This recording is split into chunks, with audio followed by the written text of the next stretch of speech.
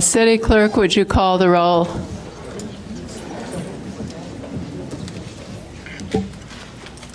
Alderman Fisk. Here. Alderman Brathwaite. Here. Alderman Nguyen. Here. Alderman Wilson. Here. Alderman Holmes. Here. Alderman Tindem.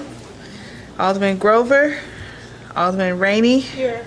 Alderman Miller. Here. 7-2. We have a quorum. Welcome to the Monday, June 15th meeting of the Evanston City Council. First item on the agenda is the mayor's public announcements and proclamations, and I have one. It is Preservation Month, June 2015, a proclamation celebrating Evanston's historic districts and landmark buildings. Whereas historic preservation is an effective tool for managing growth and sustainable development, revitalizing neighborhoods, fostering local pride, and maintaining community character while enhancing livability, and whereas historic preservation is relevant for communities across the nation, both urban and rural, and for Americans of all ages, all walks of life, and all ethnic backgrounds. Whereas it is important to celebrate the role of history in our lives and the contributions made by dedicated individuals in helping to preserve the tangible aspects of the heritage that has shaped us as a people. And whereas celebrating Evanston's historic districts and landmark buildings is the theme for Preservation Month 2015, sponsored by the City of Evanston, Illinois.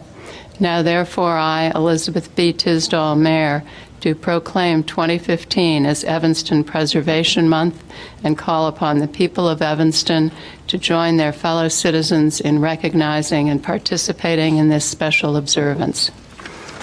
And I believe we have some awards. Madam Mayor, Mark Munzer, our Community Development Director. Good evening, Madam Mayor, members of City Council, City Manager, City Clerk. I just wanted to thank you for taking the opportunity this evening to recognize these award winners in preservation and design. I would like to thank the Preservation Commission and specifically our staff, Carlos Ruiz, who works hard all year long to make a lot of these projects come to fruition. Lots of times when we're before you, it's because of projects that have run into a fork in the road, and these examples are all great examples of the amount of collaboration that takes place between staff, the commission, and the applicants, and in these particular cases has resulted in many quality projects. So thank you for that, and I will introduce Diane Williams, who's the chairman of the Preservation Commission. Thanks, Mark. First of all, I wanted to recognize the jurors that helped us make these decisions. First of all, it was Andy Cross, who is a planner with the City of Highland Park, Lisa DiChiero, who is the Director of Advocacy for Landmarks Illinois, and finally, Dwayne McEwen, the Principal of DMAC Architecture. Our first award recipient is 2413 Payne, and this is an award for sensitive addition and alteration. This addition keeps in character with the historic home, given an appropriate setback. The sensitive expansion to the original design allows the evolution of the existing design vocabulary. The appropriate use of exterior materials and scale was praised by the jurors. The owners are Cheryl Lenz Calvo and William Stanford. The architect is Nathan Kipnis, and the contractors are Scott Simpson Builders. If all of you would come forward.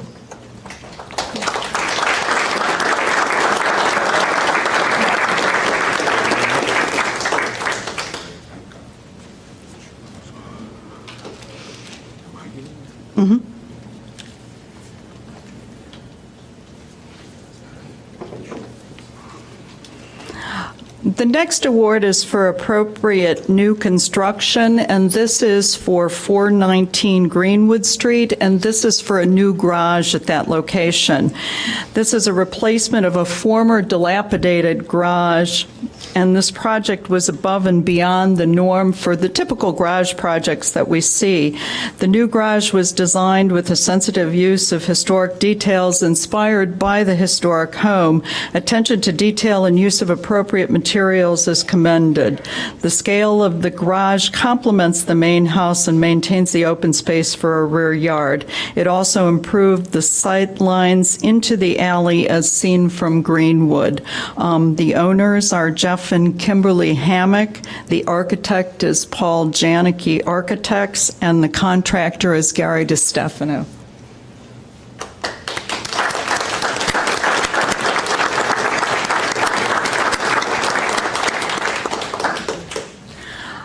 Next is the award for sensitive addition or alteration. This is at 1423 Hinman.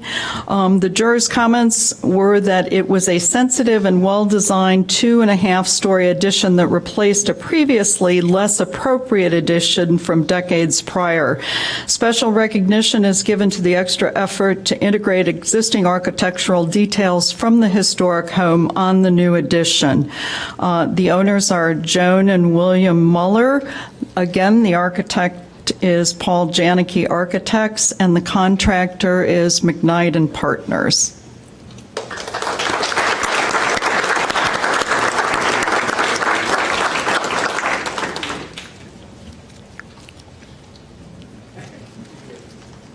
Thank you.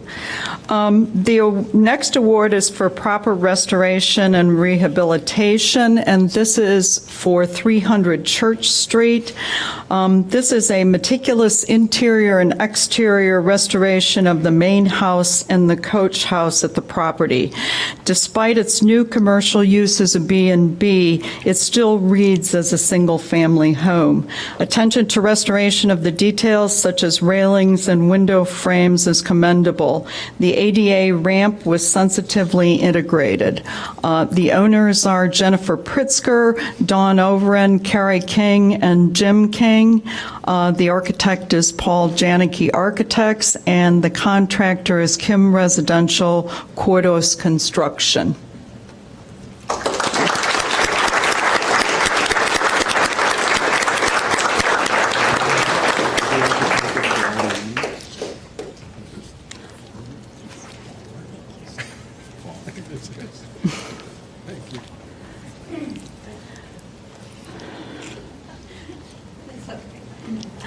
The next award is for proper restoration and rehabilitation, and this is for the property at 601 University Place, 600 Emerson Street. It is Scott Hall and Kahn Auditorium. The notes for this one is that it is an outstanding exterior restoration of masonry work and steel windows. Important components of the architectural style and the character of the building are maintained. The owner is Northwestern University. The architect is McGuire Igleski and Associates, Inc., and the contractor is Bullion Andrews.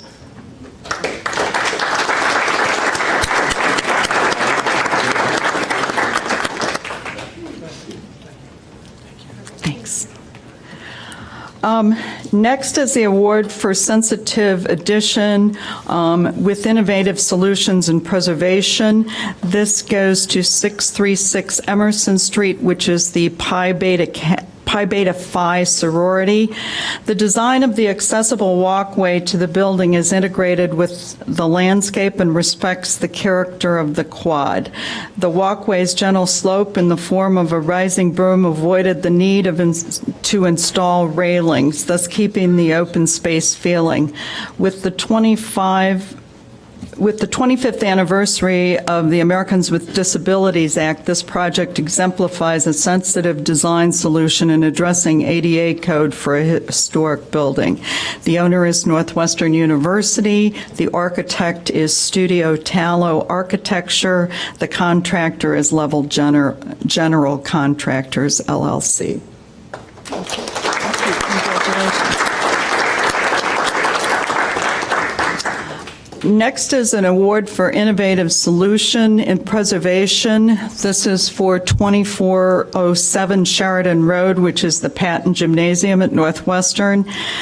This was noted as a comprehensive exterior renovation. The scope included masonry reconstruction and refurbishment of the underlying steel supports and glass block window replacement, with new appropriately designed aluminum windows to return the building to its original design. The use of a liquid reinforcement flashing protects the new steel from moisture penetration while providing an aesthetic flashing that is not visible to the exterior.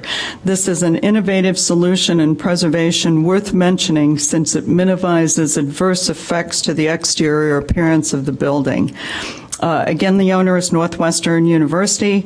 The architect is James R. Erickson of Kellermeyer Gottfried Hart, and the contractor is Bullion Andrews.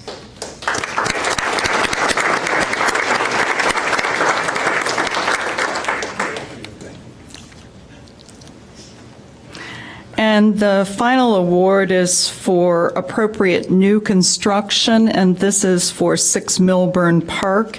This new house integrates a complementary design and material and scale to the enclaves of the 9 existing houses, mostly built between the 1930s and 50s. A non-historic house was demolished on this site to make room for this particular new house. The use of Lannon stone on the front facade is in keeping with the architectural character of Milburn Park and the neighboring properties. The owner's name is withheld on request. The architect is Cohen and Hacker Architects, and the contractor is Sturm Builders.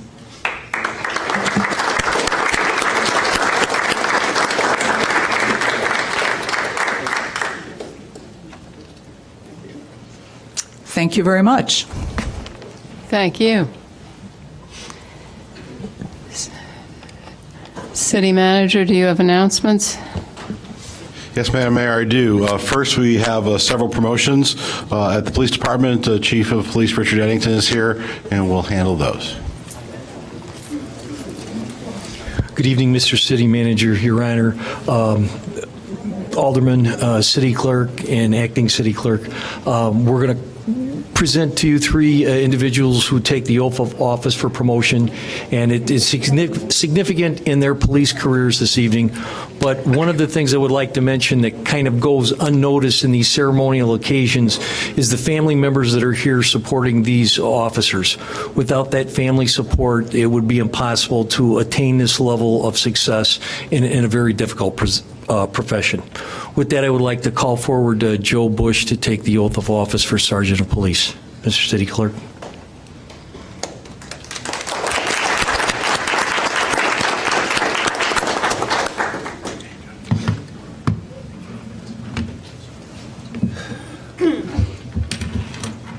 You want to turn to face them? All right. You raise your right hand and repeat after me. I, Joseph Bush, I, Joseph Bush, have been promoted have been promoted to the office of Sergeant to the office of Sergeant in the city of Evanston, in the city of Evanston, in the county of Cook aforesaid, and the county of Cook aforesaid, do solemnly swear do solemnly swear that I will support the Constitution of the United States that I will support the Constitution of the United States and the Constitution of the state of Illinois, and the Constitution of the state of Illinois, and that I will faithfully discharge that I will faithfully discharge the duties of the office of Sergeant the duties of the office of Sergeant to the best of my ability. to the best of my ability. Congratulations. Thank you.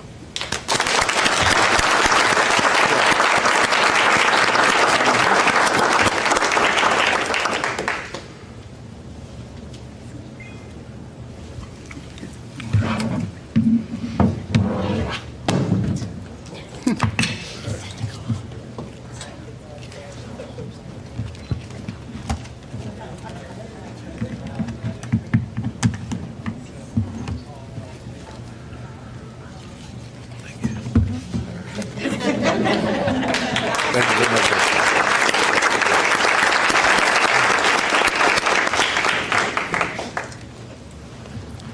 I'd like to call forward Brian Henry to take the oath for police commuter.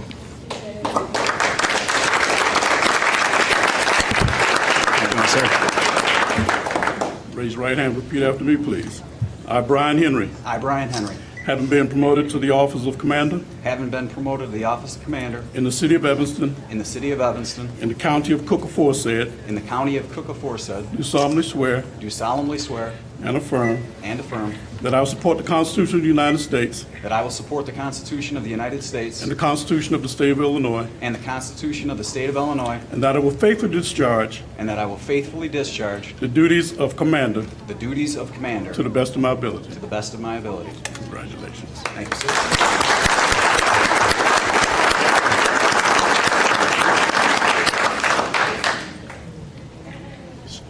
Oh, I can shake it like me.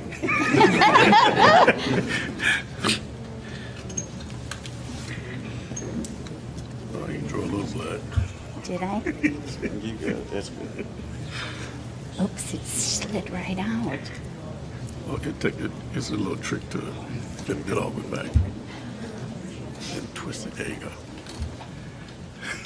There you go, Brian.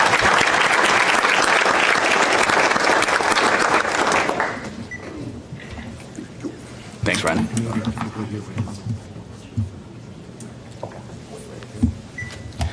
I'd like to call forward James Pickett to take the oath of office for Deputy Chief of Police.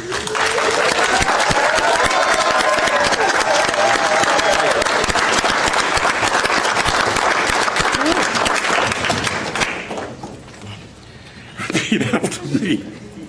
I, James Pickett, I, James Pickett, having been promoted to the office of Deputy Chief have been promoted to the office of Deputy Chief in the city of Evanston, in the city of Evanston, in the county of Cook in Aforesaid, the county of Cook Aforesaid, do solemnly swear and affirm do solemnly swear and affirm that I will support the Constitution of the United States that I will support the Constitution of the United States and the Constitution of the state of and Illinois, the Constitution of the state of Illinois, and that I will faithfully discharge and I will faithfully discharge the office of Deputy Chief the office of Deputy Chief to the best of my to ability. the best of my ability.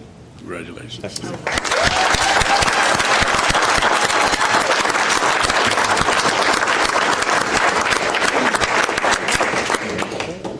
Give you a call tomorrow and ask you some questions. Okay. All right, thank you.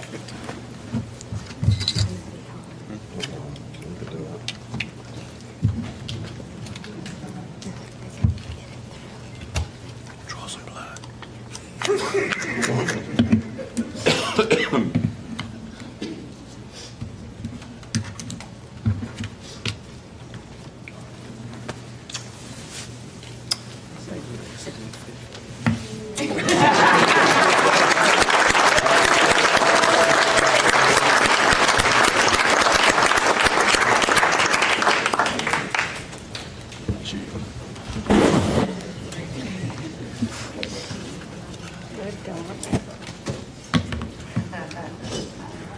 Congratulations. Great going.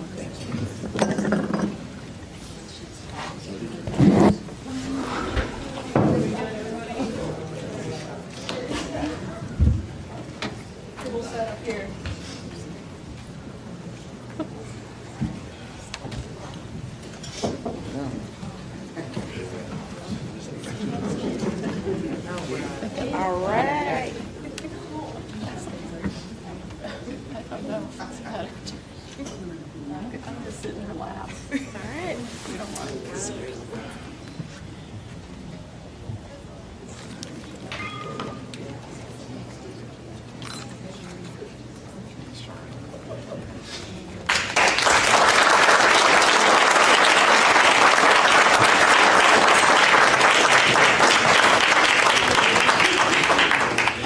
And while we don't have a badge for him, Demir Latinovich, our new Planning and Zoning Administrator, Mark Munzer, the Community Development Director, will give a brief introduction.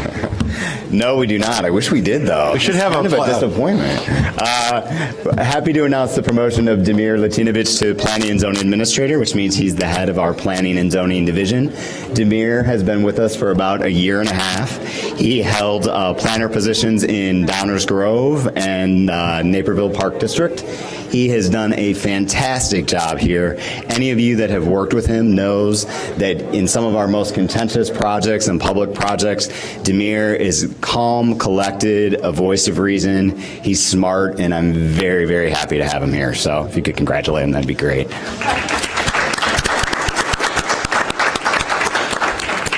Madam Mayor, members of the City Council, City Manager, and City Clerk, just wanted to introduce myself, Damir Latinovich.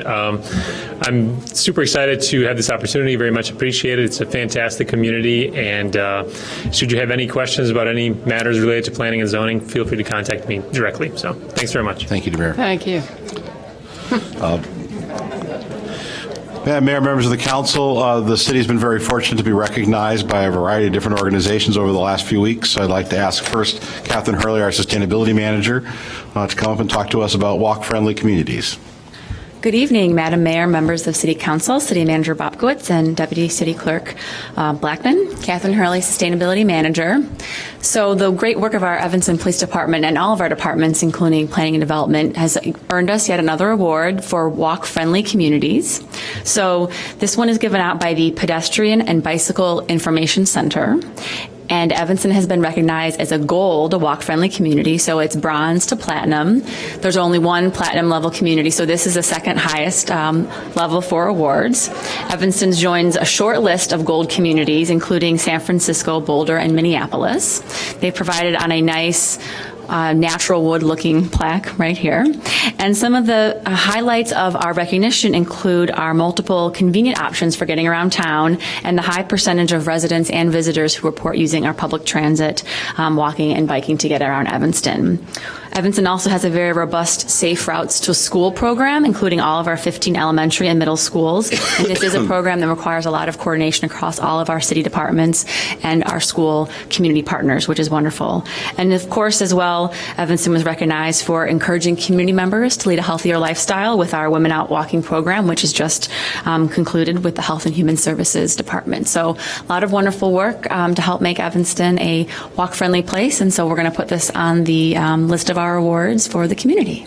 So, thank you, Catherine. Thank you. Next, and I don't know that Erica Storley is here, but we were recently recognized by the United Way North-Northwest as one of their top municipal campaigns. As I think you know, United Way has consolidated over the last several years, so this North-Northwest is pretty much all of the north suburbs outside of Chicago, and we're very pleased to have come in second at the Silver Award for our United Way employee campaign. So I want to thank all of our employees for their generosity. United Way does a variety of wonderful things here in this community and throughout Chicagoland, so we're very pleased with that. Next, I'd like to ask Vonda Thomas-Smith, the Director of Health and Human Services, who has some awards that we've recently received from the National League of Cities. Thank you. Good evening, Honorable Mayor Tisdall, City Council members, Deputy Clerk Terrier, City Manager Bobkowitz. I'm Vonda Thomas-Smith, Director of Health and Human Services. Just wanted to let you know the National League of Cities recognizes the City of Evanston for recent completion of key health and wellness goals for the Let's Move Cities, Towns, and Counties program. This program is a major component of the First Lady Michelle Obama's comprehensive Let's Move initiative to ensure that kids can grow up healthy by working closely with local government to adapt policies and improve access to healthy, affordable food and opportunities for physical activity for their constituents across all 5 goal areas. More than 480 cities, towns, and counties participate in this initiative, and the Department of Health and Human Services, in collaboration with the City Manager's Office, Parks, Recreation, and Community Services, as well as various external health organizations in Evanston, have worked tirelessly to accomplish the goal over the last 2 years. And we're proud to announce that we received 3 medals and being one of 3 cities in the Midwest to graduate to this designation. So for this month, we had 4 additional medals. We were awarded in Evanston for action taken to improve access to healthy, affordable food, increase opportunities for physical activity. These medals were awarded because Evanston's achievements promoting the USDA National Guide, My Plate.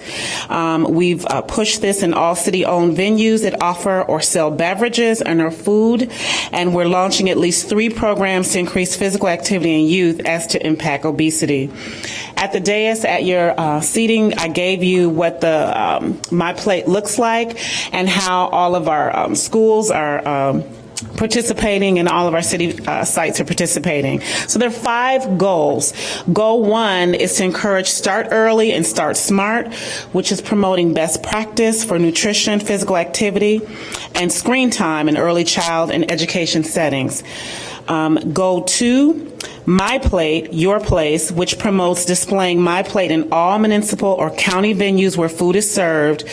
Evanston, the city of Evanston, has received a bronze medal for that Goal 2, and we've at least 51% of our municipality and countywide owned operating venues offer and sell food, beverages, and have registered with the My Plate community partner.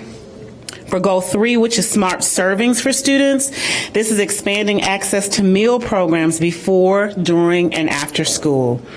For Goal 4, Model Food Service implements healthy and sustainable food service guidelines that are aligned with the dietary guidelines for Americans.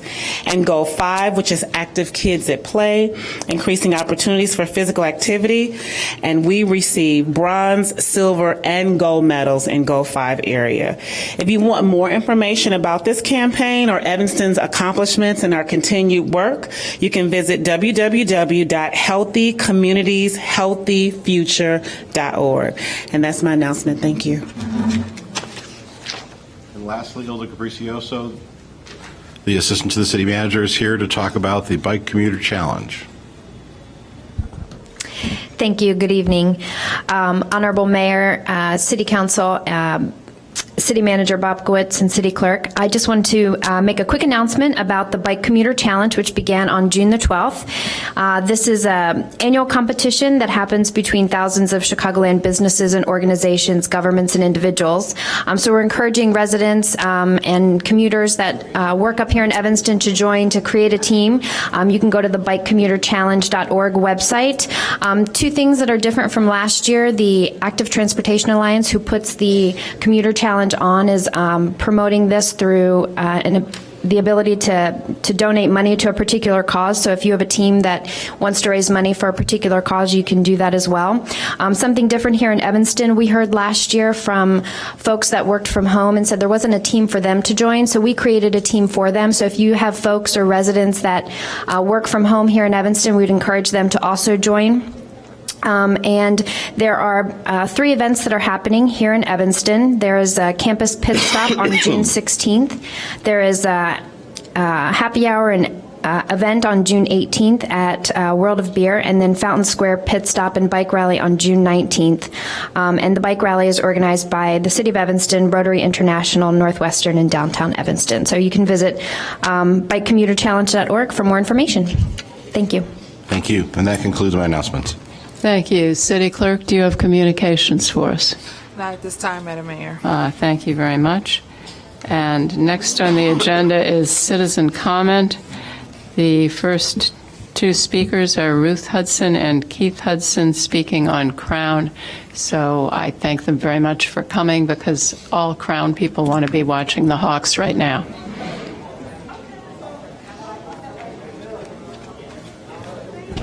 Good evening again.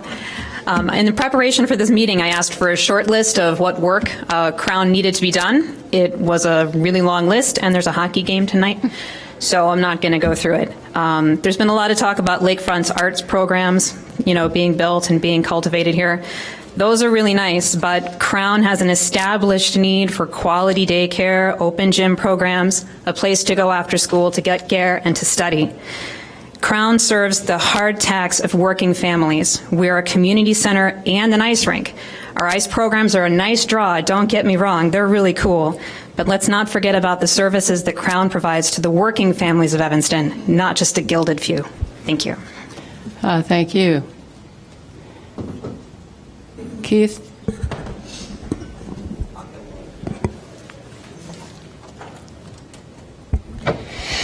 Good evening, Madam Mayor. I'm Keith Hudson.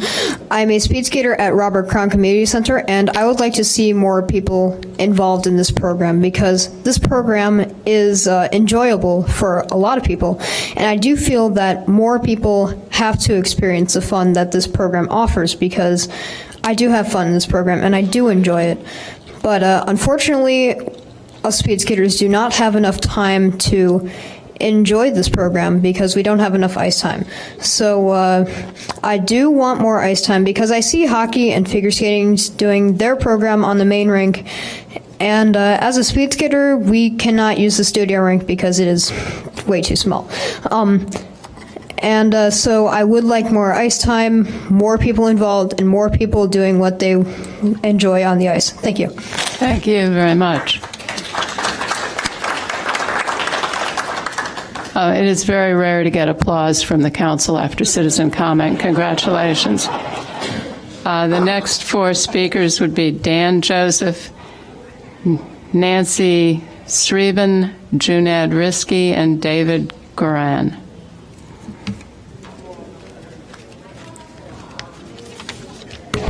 Good evening, everyone. If I try and give titles, I'll probably miss a couple, so I'll miss all of them. I am Evanston resident Dan Joseph of 1510 Greenwood. I am almost 71 years old next month, and an avid but extremely slow bicyclist. I am alerting the council about a question in the age-friendly Evanston survey that demonizes and targets only bicyclists. The question reads, bike riders in downtown Evanston obey signals and rules of the road.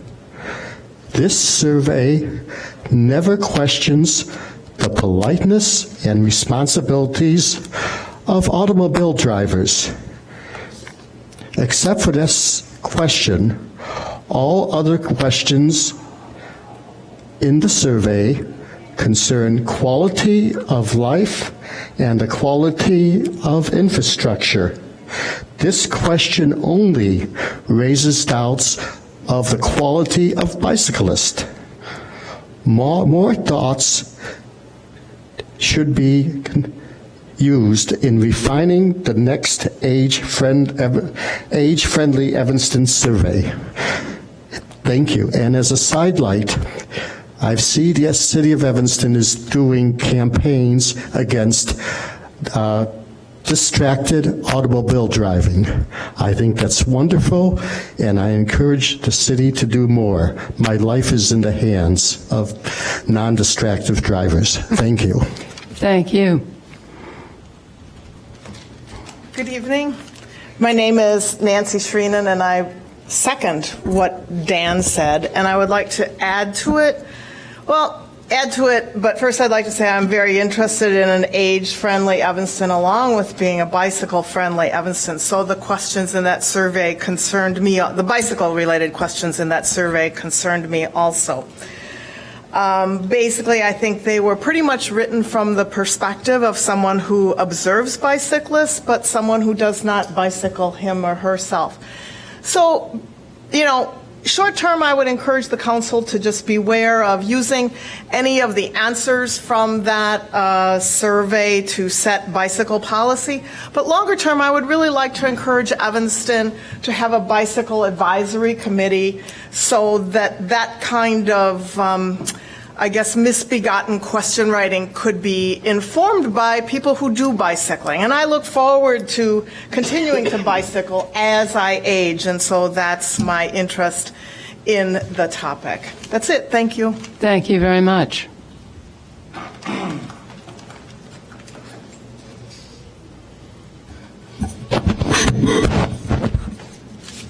Junad Risky. Once again, we are wasting taxpayers' money, close to $500,000 for another useless study, which will do nothing for Robert Crown. The taxpayers should be asked for by referendum if they want to take a 4 to 5% property tax increase for the new Robert Crown. As I stated this at one meeting prior, Mr. Lyons agreed that my numbers were correct. That's what it will take to build Robert Crown. Frankly, if the taxpayers do not want to support this, then we should board it up like Harley Cark and take it down. It's the same if we use the same kind of reason that Wally likes. Unfortunately, When Wally went to privatize this whole Robert Crown operation, he spent $100,000 of taxpayer money for a study that proved this couldn't be done. Anyone could do this with the back of an envelope and come up with the same answer. So we're going to have spent over $600,000 and got nothing so far, and that's pretty unfortunate. And we've talked about Harley Clark dragging out for 4 years. Well, this has dragged out for quite a few years too, and 2 years have been wasted with these studies and things. So it is pretty interesting how we waste money. And in reviewing this whole thing, it is interesting to me, with the conceptual design is shown to me, looks like it'll be very expensive with many problems. It also appears you are building not just an ice rink, but something with so many other functions, it's very expensive. And frankly, if you just wanted 2.5 sheets of ice, some lockers, and some pro shops, you can do it cheaper. And clearly the city can't really do things. This is where there's a problem here. Nobody knows how to drive a scope or do anything. And that's why we're wasting so much money. It's very unfortunate. And frankly, putting a library in this when many on this council didn't want a branch library is really very interesting. And also the inflated capital costs to that, I think, are very interesting too. And unfortunately, my alderperson isn't here. I would have asked her to do something with this, but then again, after her tirade at the last meeting, it was interesting. Frankly, this council should put a referendum on the ballot, not spend $500,000. Ask the people if they want this. And then let's go ahead and do it if you're going to do it, and then worry about collecting some money, because you're not going to collect hardly that millions of dollars in donations to build this. The taxpayers are either going to want to support it or they're not. If you're too afraid to do it, then don't do it. Don't waste more time. Thank you. Thank you.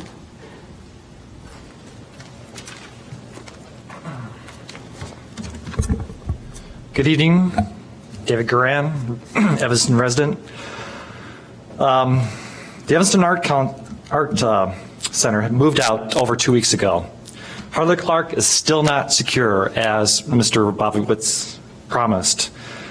There are open windows, especially in concern there are 2 balconies on the east side of Harley Clark. Those open windows are great targets for curious teenagers. Or, Ms. Bobowitz, do you want someone to arson the building to get rid of it for you? It's a shame. It needs to be done now. Those windows need to be closed. There's also multiple air conditioning units on the first floor that are easy access to get into the building, and those air conditioning units could be removed. Those air conditioning units were there because to keep the artwork in good condition. Also, on tonight's meeting, you have an executive session. It ought not occur tonight because the nature of that discussion was not listed on the agenda. We do not have an executive session tonight. Okay, it was on the agenda. It's pretty standard. Okay, well, you should remove it, you know. You should say there's not going to be executive session. All right. Never mind.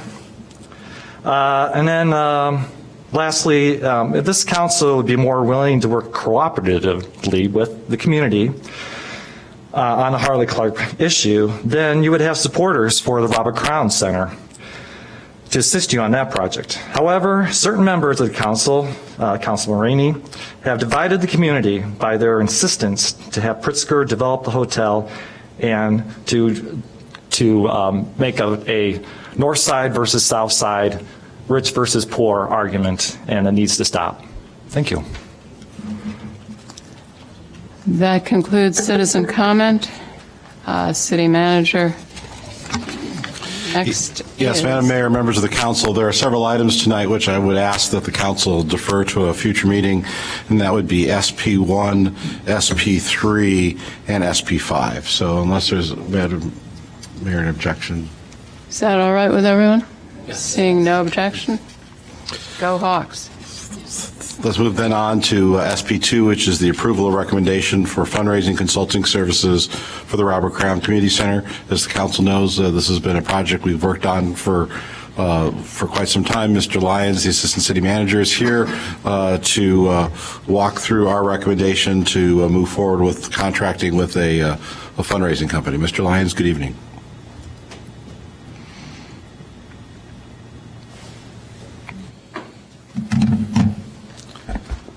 Madam Mayor, members of council, Manager Bobkowitz, Deputy Clerk Terrier, Martin Lyons, Assistant City Manager, CFO. Tonight, as you can see in your packet, we have a brief report that reflects a lot of review regarding fundraising. At a previous council meeting, we received direction to move forward with this approach. Staff initiated a request for proposal, and as noted in the report, we received 2 very high-quality responses to our request for proposals. While we wish that we would have gotten a lot of proposals, the 2 that we did get are very accomplished firms. Our recommendation tonight is to request the council give the city manager authorization to go with community counseling as our fundraiser. As noted in the report, this is really a 2-stage process. Both respondents echoed the same type of process that and neither one of them liked this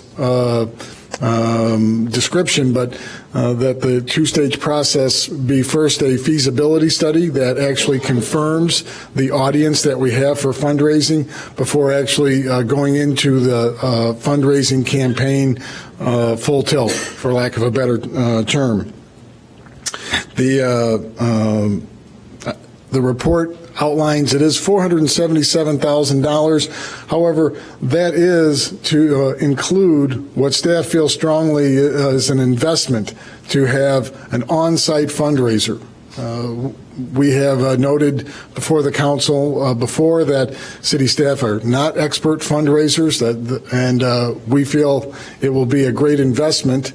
While we may look at $477,000 as a large sum of money, and we do, our goal is $17 million to raise if we are building a new Crown Center at an estimated $30 million. So we are looking at, if you look at it that way, the fundraiser will receive 3% of $17 million. So it is a large sum of money, and we did talk about this in previous meetings, that there is no way to do a percentage-based contract. So that's when we did the request for proposal, it was set up to have a fee that's a not-to-exceed fee, and that's what you have before you tonight. Excuse me, Mr. Lyons, Alderman Rainey has a question. Finished, but I have a question about this specific piece. I'm happy to take questions. I would like to thank Joe McCray and Karen Danzik Lyons, as well as their staffs who have been critical to the success of moving this portion of the project forward. Mr. McCray and Karen Danzik Lyons can answer questions regarding operational issues, and I would be happy to answer any financially related questions. Alderman Rainey. Thank you. Marty, could you explain for all of us the process here? The $75,000 is for the feasibility study, and the $396,000 is for the capital campaign. Tell us about the feasibility study and if it is separate from the capital campaign. In other words, is it possible that the feasibility study will produce results that show this is infeasible and we won't continue? Just lay it out. Alderman Rainey, members of council, yes, that is possible. No, it's not going to happen, but the 2 steps, explain the first. The feasibility study is to gather the community through interviews where we will outline, and CCS will be critical in this because they also have their own list of donors that are active. And some of them we might think as a community that we're fully aware of all the donors, but what's really important is to continue that list all the way down to the 50th person or entity who is all going to be able to be a likely donor, and they will prepare and conduct interviews with these individuals, firms, associations, all of them, in a setting that is much more conducive to an open discussion. A discussion with members of council or a discussion with members of staff might not produce the same results. So this is what they do for a living, to ask those kinds of questions of when, how much, things of that nature, any requests they have, whether or not they're interested in rights, naming rights, how will we proceed. So the feasibility will define how many interested parties we have at each level. When we talked about this with both sets of consultants, it was to determine how many are in our top 10. So those are, and really we talked about a top 5 that could be in a successful campaign. The top 5 will drive the rest of their campaign. If the top 5 represent $5 million, then your campaign may only be able to go up to $7 to $10 million total. So it's going to be very important to identify those that are going to be the large givers. And the feasibility study is meant to do that. And how long will that take, the feasibility? That's 90 days. I believe that was 3 to 4 months. Yeah, 3 to 4 months. So it would be our expectation to come back to the council with a report come September to say, here's what we know now, and we move forward at this point. Thank you. Alderman Wilson. Thank you, and thank you for getting some of those details out, Alderman Rainey. Contrary to maybe what some people think, we're not stupid. So we've been out in the I'll call it the philanthropic community, and I know the mayor, myself, and other people have been talking to people, and the idea of having this fundraiser is not only our idea, but what has also been suggested by other people in the community. Those individuals who are interested in making contributions or helping to support this want to know what our commitment is. And so now we've fleshed out some of what our commitment is likely to be as far as the dollars are concerned, what we want to do. But we also are trying to demonstrate that we are going to be going out and doing this capital campaign. It's not just going to be tax dollars. It's a really large number, and the cost of this fundraiser, and Marty, I'm sure you'll correct me if I'm wrong, but I'm pretty sure I can do this off the top of my head, even if we raise half the amount of the money through this process, it's going to be substantially less than debt, right? Correct. Way less than debt. So when you think about it that way, we could issue bonds, we could charge the taxpayers money, we can stretch it out over all these years. But this is a better deal. And as I mentioned, your representatives have been having conversations, and we have a sense that there is a reasonable level of support that would justify this investment. So can I guarantee it? I can't guarantee anything. Anything could change tomorrow. But I think that we have a degree of confidence that makes us comfortable taking this route, and I think it's appropriate. You know, we're taking a different step. We're not saying, okay, taxpayers, you foot the whole bill. We'll just put it on the credit card. We're not doing that. We're undertaking a process to raise a big portion of the money, and I think that's the most fair and appropriate way to do it. So we have a lot of people who use this facility. It's heavily used. It's interesting to me because given the condition of the facility, in working with the people, talking to the people, and spending time there, you wouldn't know that it's nasty and decrepit because people do beautiful work there. We have incredible skaters who train there, figure skating, hockey, ice skating. We have daycare, speed skating. We have daycare. We have a laundry list of programming that happens at that facility and in the parks. I think it's the most heavily used facility we have in the city. We have to take care of what we have. That's the bottom line. And I think that we've really been working to accomplish that on a slow but steady progress basis. And undertaking this course, I think, is the best way to go about that. It's not quite pay as you go, but it's certainly better than just than putting the whole thing on the credit card. And it really did look good with Oprah's stuff in there. Alderman Braithwaite. Thank you, Madam Mayor. And if I can pick up where Alderman Wilson left off, definitely it'll probably be very appropriate to acknowledge the staff for all the hard work that they do to keep the facility maintained. And Following up with Alderman Rainey's question about the feasibility, the one, I also see the need. I agree it's one of our heavily used community centers. It borders the 2nd and 4th Ward. Marty, and maybe you can get me this information later just regarding the feasibility, just a better understanding of what they're going to do in their interviews, and also a better understanding of where this target list is going to come from. I think we all know who the major donors are in town. I could probably think of 25, and then after that, I would need a little bit of help. But for the $1,000, I just want to get an idea. You know, fundraising isn't my world, but maybe they can provide a documentation that will help me understand what that $1,000 buys in those interview sessions. So that's the first question. And I would prefer to follow up with that, because I gave a short summary, but Yeah. you know, they're the ones that we interviewed and sold us on their technique, and I would Sure. like to let them use their own words to I'm sure they respond have a back to the template council. floating out there somewhere. In an interest of time, I can read it later. And then the other question, and again, that when I hear feasibility, it begs the question, if it isn't feasible, then what? But I'm sure we're going to move forward with this project. Will that feasibility study determine how much they raise within the year?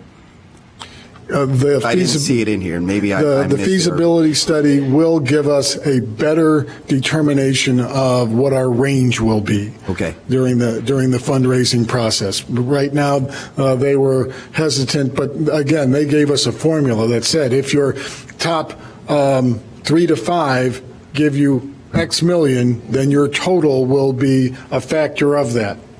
And that's just a function of how it drops off from the top to the smallest donor.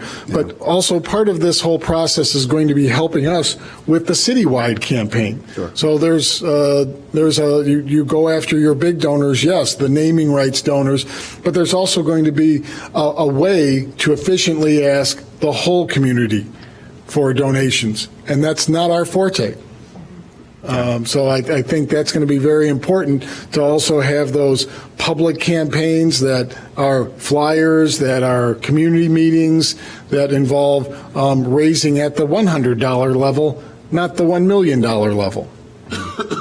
And I guess my last question is, somewhere out there is a number that's floating around for this bill that's included in our packet.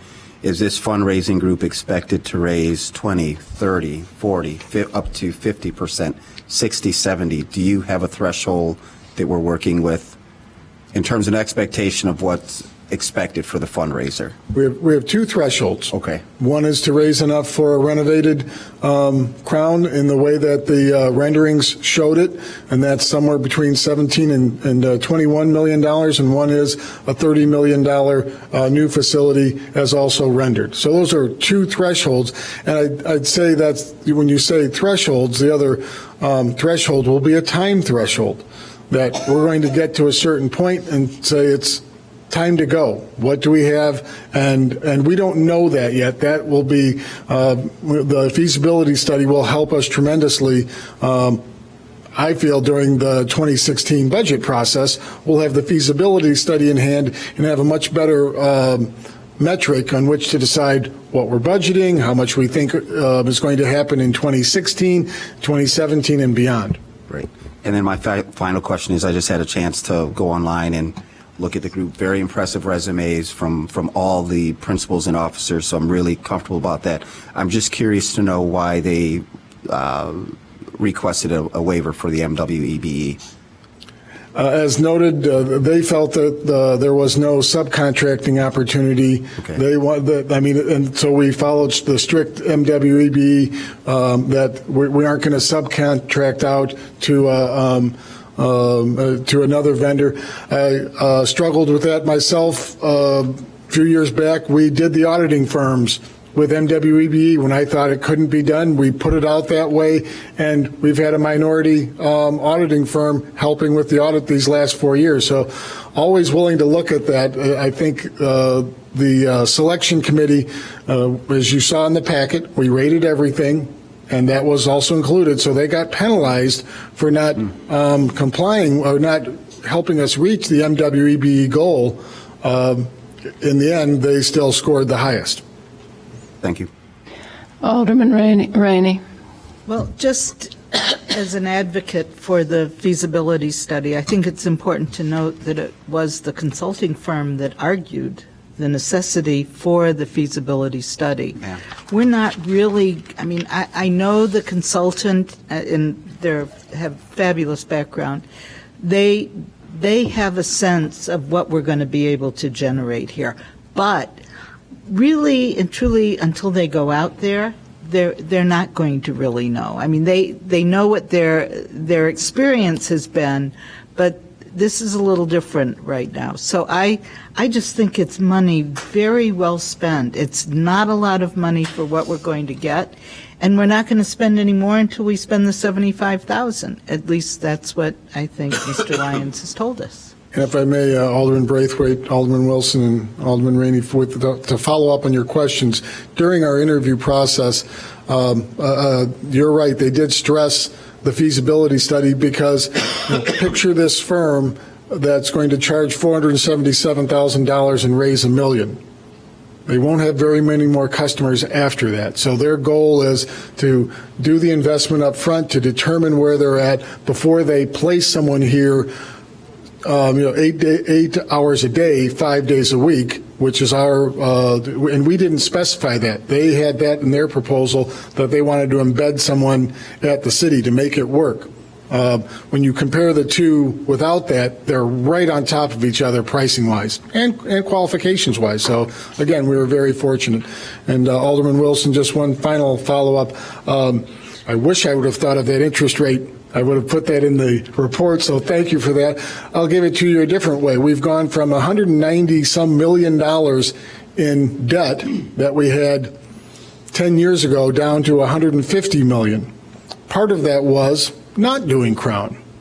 So from that perspective, we are going to have some additional debt related to Crown, but this council has worked very diligently in lowering our debt for capital projects over the last decade. Mr. Lyons, I have a question. Did you talk with the consultants about Shawnee Davis, and will they be talking with him in part of their feasibility study? We did not address that specifically, but we will. Thank you. He promised to help, and he knows a lot of people. All right. Seeing no lights for further discussion, City Manager. Do we need a motion? Alderman Rainey could read the requested motion.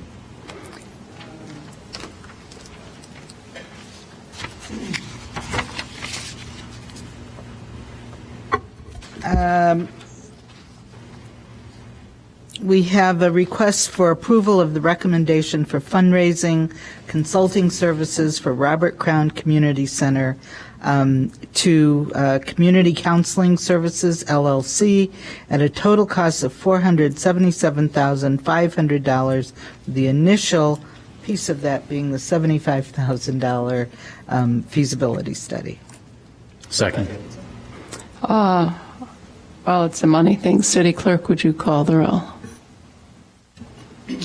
Alderman Fisk. Alderman Braithwaite. Aye. Alderman Nguyen. Aye. Alderman Wilson. Aye. Alderman Holmes. Aye. Alderman Tindem. Aye. Alderman Rainey. Aye. Alderman Miller. Aye. 8-1. The motion passes. Next, Madam Mayor, I'd like to ask Jim Mayworm, our Assistant Director of Public Works, to come up and give a brief overview as to where we ended with snow this year, also some plans that we have for the coming year.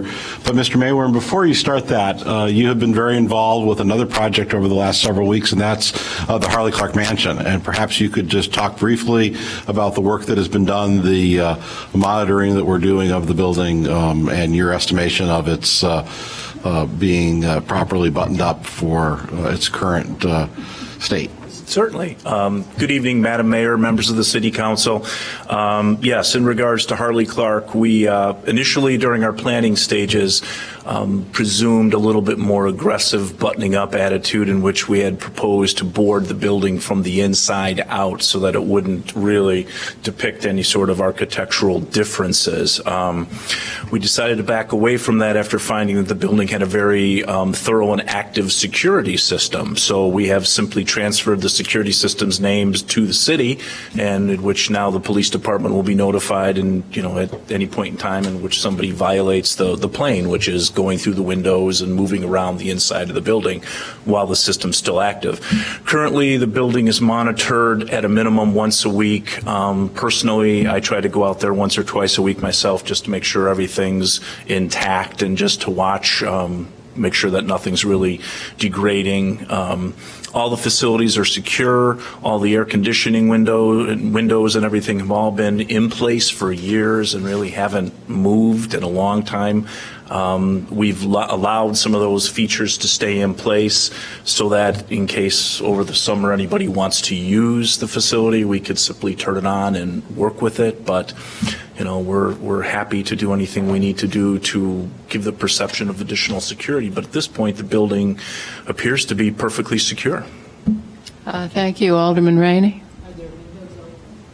There are windows open for the air conditioning units to be applied. However, those windows are in fact secured by additional panes of plexiglass and glass that prohibit people from coming through. And that condition has been that way for quite a number of years. The Arts Center never removed the window units, air conditioning. That's correct. That's correct. I mean, from a perceptual point of view, you'd see an open window and make an assumption, but we went through the building pretty thoroughly to make sure that everything was intact. And Alderman Rainey, Mr. Mayor and I have discussed the issue of the air conditioning units. We'll go back, take another look at if it makes sense to take maybe the ones on the lower floors out just to increase the sense of that being buttoned up. We could do that because certainly any future use would take those units out anyway. Yeah, I really can't vouch for the fact that they work. So, I mean, that would be no problem whatsoever. So why don't you talk about snow? If you insist. All right. Well, this evening, I'd just like to go through a few things, give you an update of where we were at the conclusion of last winter, where we're headed, some operational improvements and adjustments we want to propose to make. So let me see. There we are. Quick agenda. Seasonal summary, seasonal cost comparison to other years, our budget projections moving forward, because unfortunately winter starts more or less in November and December. A few operational adjustments we have that we're a little bit excited about, and then if you have any questions, comments, or concerns, please, this would be a great time for planning purposes to share. Quick seasonal summary. November, if you all recall, was the 8th coldest on record. We had 2.8 inches of snow, and that is above average for Chicago standards. December was cold and dry. We were off to a slow start for snow. I was encouraged. January, we started to slip away. We had frequent light snowfalls totaling 13.9 inches, which was above average. I think we all recall February with the big 20-inch snowfall. That placed us number 5 on the Chicago snow grand hit list. At that point, we were, for the month, 32.8 inches, and March continued cold. So quick important points to point out. 4 out of the past 5 winters have had above average snowfall. Early predictions for next winter, more of the same, above average snowfall. Nobody wants to put their necks out to really explain how much more, but that's where we're at. Snow season comparisons. I think if you look at the column on the far right-hand side, you can see that our overtime is a bit more controlled. We've extended our shifts to provide more coverage and to help control our overtime. Equipment rental, we're being more economical about that. Towing costs were down. Unfortunately, our materials, salt, the price of salt was very expensive last year. And if you look at the bottom column, you can see that our cost per inch for snow removal in the community has been fairly consistent over the years except for last year. And that's basically because the cost of salt went up by about $25 per ton. This year, I'm being told that the price of salt will drop, but how much, I'm not really quite clear. So should have some answers for you in the next month or so. Year-to-date budget projections. Like I said, unfortunately, winter does not end, or actually begins in November, so we do have the need to probably purchase about another 2,500 tons of salt. So we are projecting that our winter costs could be up around $1 million with everything that we had. We'll have a better handle on that once we understand what our costs are going to be per ton in terms of salt costs next year. These are all based on current contract costs. Operational adjustments. One of the things that we were concerned about as the 20-inch snowfall indicated to us is that our sidewalk clearing efforts, while adequate and in reasonably good shape during normal snowfalls, become slower and more complicated when we get very heavy snowfalls. Mr. Mayrum, I'm sorry, Alderman Braithwaite has a question. Yes. Just a quick question, Mr. Mayrum. We write tickets for towing, right? Yes, correct. So where does that revenue go?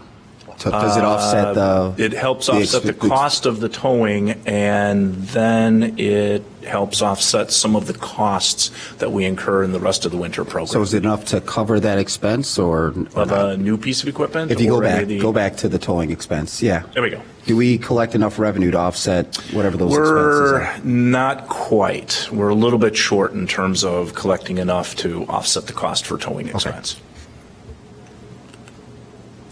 Sidewalks, that was something that we identified as something of a little bit slower in terms of service response. What we are proposing to do this year is to purchase another specific piece of sidewalk equipment. We'll be able to do that through some savings and some rearrangement within our own vehicle replacement fund. This will allow us to split the city into 3 different parts and to be able to create specific sidewalk routes so that we'll have people dedicated with this versatile piece of equipment. The good thing about this particular equipment is that it works and functions very well with normal snowfall as well as above normal snowfall. So we can put different attachments and it'll work just about the same. So that gives us some good advantage. One other real interesting operational thing we'd like to do is communicate better with our public in terms of snow parking regulations, either a snow route parking ban or snow emergency. One thing I've noted while driving around the town is all of our signage is all text in concepts. Most of what I look at other communities, and this is a particular example out of Minnesota, they use more graphics. And I'm looking at this and talking with our citizen engagement group, and we seem to think that graphics may be the way to go. One thing we would like to do in introducing some of this is to crowdsource this, is to actually engage our public to tell us how best to communicate with them instead of assuming.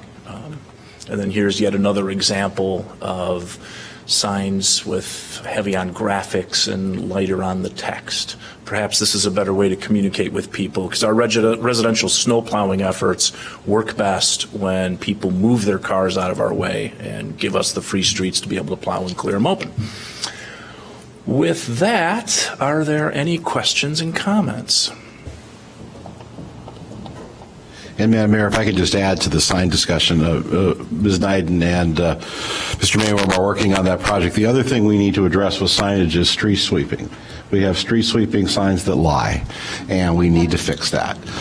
So what we're going to do is try to incorporate the revision of the snow parking ban, as well as be more clear as to when the streets are actually swept. So that is going to happen here hopefully very soon, so we can have some sort of agreement sort of by the 1st of September and be able to get those signs in place before the first snow. Yes. I think you explained it very well. It just wasn't an explanation we wanted to hear particularly, but thank you. Terribly sorry. Thank you. And Madam Mayor, the last item for the council are appointments to the library board. Perhaps Alderman Rainey could. And the mayor has recommended the following to the library board: Ben Shapiro, Sandra Smith, and Michael Tannen. Move approval. Second. All in favor, say aye. Aye. Opposed? The ayes have it. Score is 0-0, end of first period. Madam Mayor, that concludes the agenda. All right, well, we have call of the wards, beginning with Alderman Fisk. Thank you. Alderman Braithwaite. No report. Thank you. Alderman Wilson. Thank you. Alderman Holmes. I have tickets for Evanston Sing Friday night. Anybody wants any? Thank you. Alderman Tendem. Thank you. Alderman Rainey.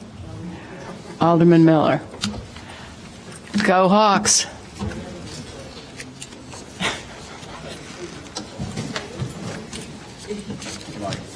Is there a motion to adjourn?